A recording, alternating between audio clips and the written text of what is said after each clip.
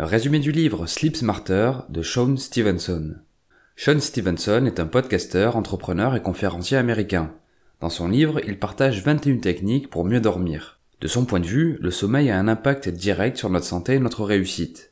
Bien dormir améliore notre système immunitaire, prévient les cancers, réduit le risque de problèmes cardiovasculaires, régule l'équilibre hormonal, régénère nos émotions, diminue les douleurs ou encore améliore nos performances.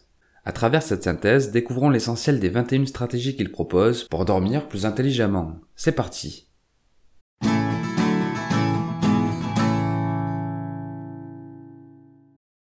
À 20 ans, Shawn Stevenson se casse la hanche lors d'un entraînement aux 200 mètres. À l'hôpital, les médecins lui diagnostiquent une maladie dégénérative des os. En convalescence forcée, il entreprend des changements d'alimentation. Il arrête la malbouffe et se met à cuisiner des produits de qualité. Sa santé et son niveau d'énergie s'améliorent. C'est alors qu'il décide de reprendre l'entraînement. Malgré des améliorations perceptibles, il ressent toujours des douleurs et son état de santé n'est toujours pas optimal. Il décide alors de retravailler sa façon de dormir et la transformation est radicale. Grâce au pouvoir de la nutrition, de l'exercice et du repos, la douleur s'estompe, il perd ses kilos en trop et son niveau d'énergie est désormais à son maximum. Au de cette expérience, il en conclut que le sommeil est un instrument indispensable pour amplifier ses résultats et sa santé. Dans cet ouvrage, il partage les stratégies prouvées cliniquement pour mieux dormir et finalement améliorer sa vie. Commençons avec le premier principe, reconnaître la valeur du sommeil. Le corps et l'esprit ont besoin de repos pour se régénérer. D'un côté, les périodes d'éveil sont des phases cataboliques, c'est-à-dire que l'organisme travaille et consomme de l'énergie. D'autre part, les temps de sommeil sont anaboliques. L'organisme se régénère. En dormant, le système immunitaire se fortifie, l'équilibre hormonal se renforce et les fonctions de son cerveau s'améliorent.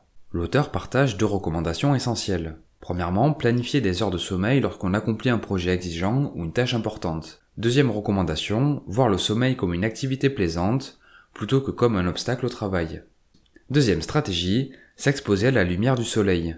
Notre rythme circadien est fortement impacté par la quantité de soleil que l'on reçoit durant la journée. L'exposition à la lumière naturelle aide à coordonner la production d'hormones et neurotransmetteurs qui régulent notre horloge biologique et influencent in fine la qualité de notre sommeil. Voici plusieurs recommandations à ce sujet.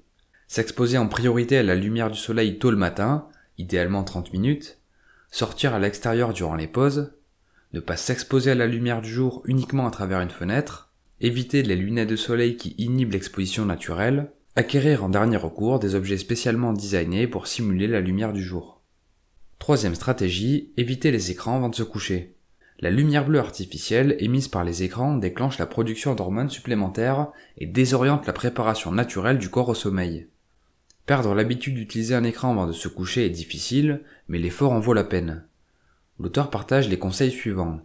Éteindre les écrans au moins 90 minutes avant de se coucher, trouver une activité alternative à faire dans son lit, acquérir du matériel pour se protéger de la lumière bleue et utiliser les fonctionnalités d'éclairage nocturne. Quatrième stratégie, limiter la caféine à partir d'une certaine heure. La caféine est un puissant stimulant du système nerveux. Mieux vaut limiter sa consommation avant de dormir. L'organisme met 5 à 8 heures pour éliminer la moitié de la caféine ingurgitée. C'est pourquoi l'auteur préconise de ne plus en prendre après 14 heures. En parallèle, on peut noter que l'absorption stratégique de caféine peut servir à améliorer son métabolisme et augmenter sa concentration.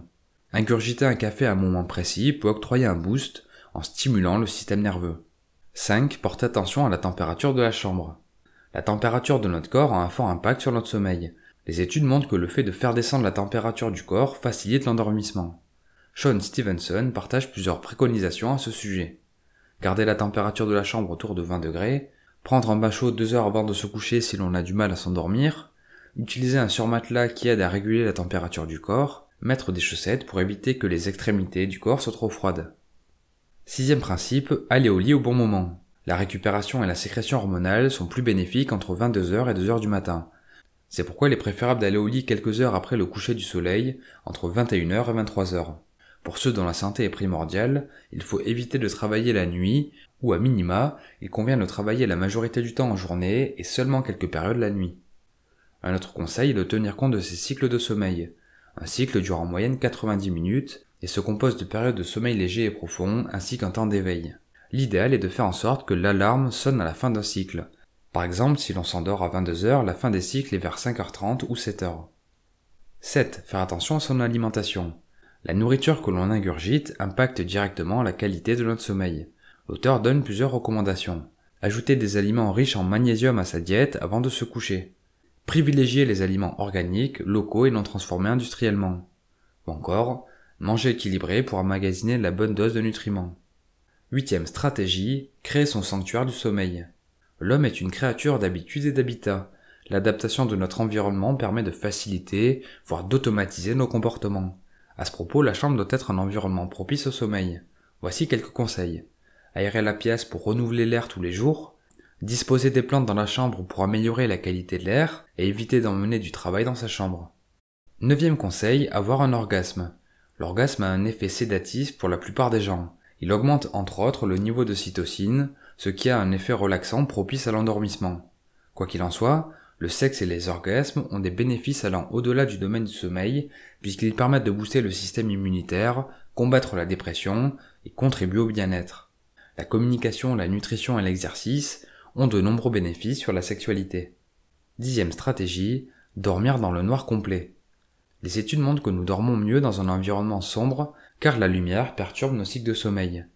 S'il est impossible de dormir dans le noir complet, il vaut mieux suivre les conseils suivants.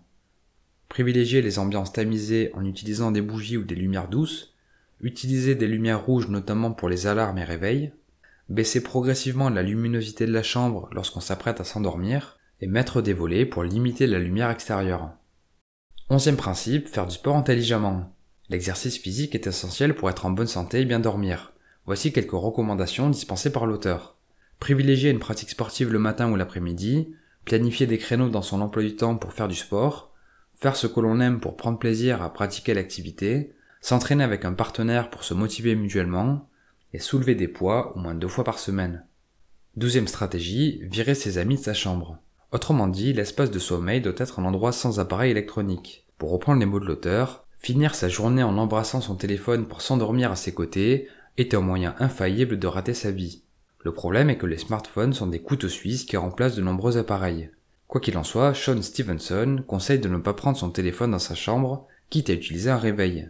De plus, il recommande de disposer tous les autres appareils électroniques à moins de 2 mètres du lit. Idéalement, il suggère d'éteindre le Wi-Fi la nuit. 13e principe, travailler pour perdre ses kilos en trop. Être en surpoids dérègle le système endocrinien et stresse les organes et le système nerveux. Chacun devrait donc chercher à réduire son excès de poids. La clé est de penser perte de gras plutôt que perte de poids. Voici quelques recommandations.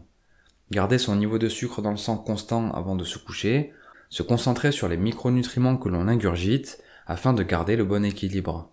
Faire de son premier repas de la journée un repas plaisant et consistant en privilégiant les protéines, les légumes et les bonnes graisses. 14e stratégie, limiter l'alcool. L'alcool perturbe fortement le cycle du sommeil et donc la récupération.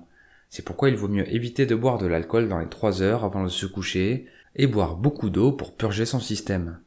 15e stratégie, faire attention à sa position lorsqu'on dort.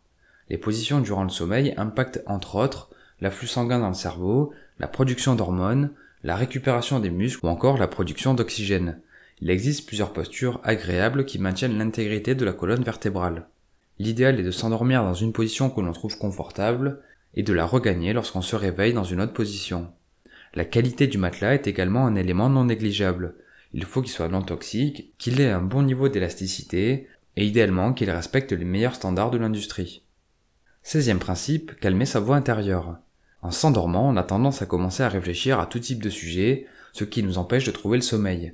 La pratique de la méditation aide à regagner la paix intérieure et facilite l'endormissement. Au début, il peut être judicieux de s'aider d'exercices guidés. En tout cas, voici un exercice simple que propose l'auteur.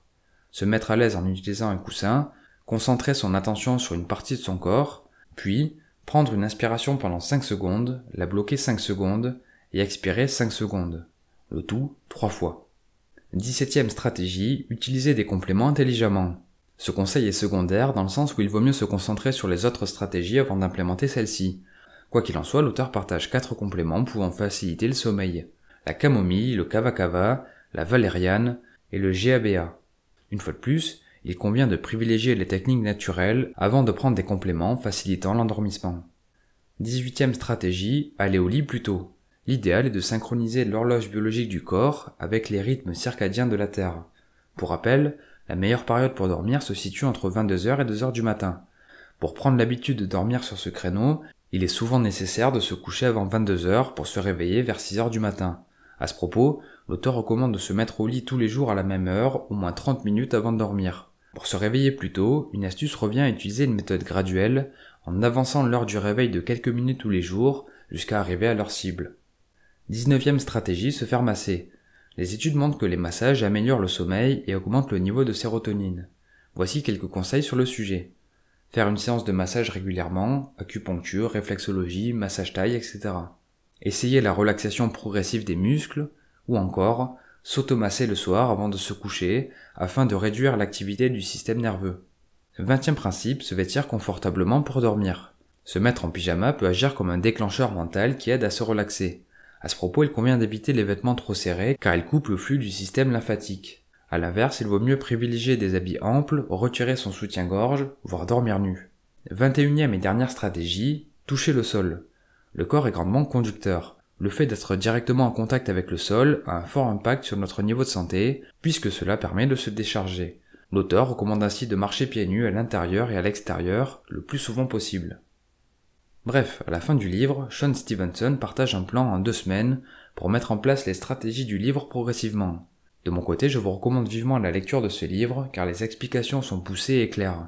De plus, des résumés synthétisent les points clés à la fin des chapitres et le style de l'auteur est direct et efficace. Pour ceux qui souhaitent se procurer le livre, vous trouverez un lien affilié vers la page Amazon du produit en description. En tout cas, merci pour votre attention, j'espère que ce résumé vous a plu. Si c'est le cas, je vous invite à le partager et à me faire part de vos remarques, questions et suggestions dans les commentaires. Comme d'habitude, vous trouverez un lien pour télécharger la fiche de lecture sur mon site internet. Pour finir, je vous invite à vous abonner à la chaîne et à activer la cloche de notification pour être informé lorsque de nouveaux épisodes paraîtront. C'était Mr. Fanjo, à très vite.